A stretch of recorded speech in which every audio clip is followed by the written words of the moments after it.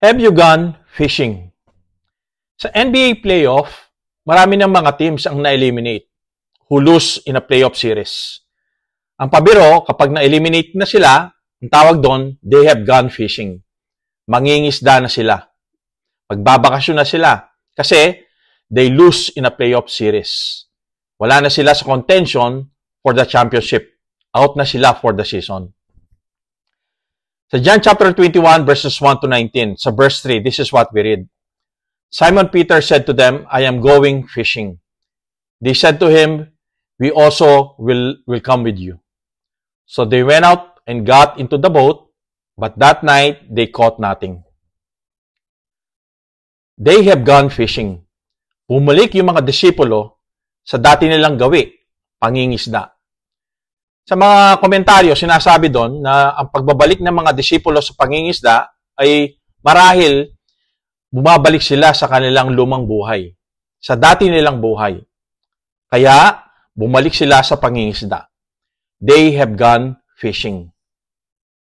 Pero, si Jesucristo, the risen Christ, won't allow them to just be gone fishing.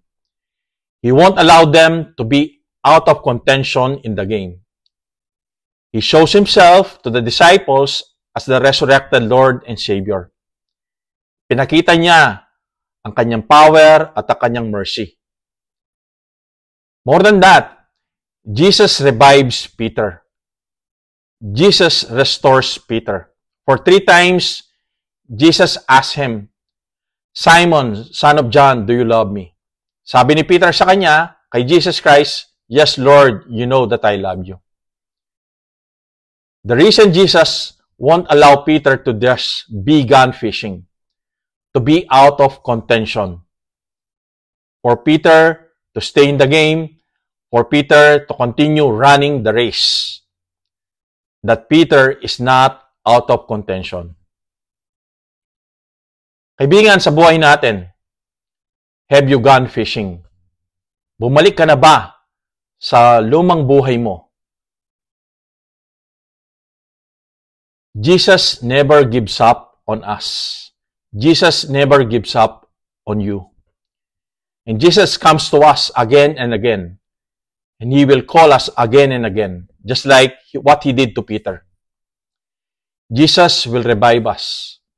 Jesus will restore us.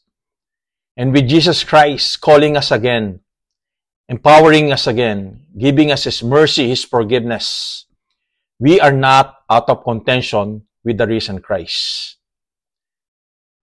We have gone fishing, but Christ will call us again to go and love Jesus Christ, to go and serve Jesus Christ and His sheep, to go feed His lambs, to go tend His sheep, to go feed His sheep.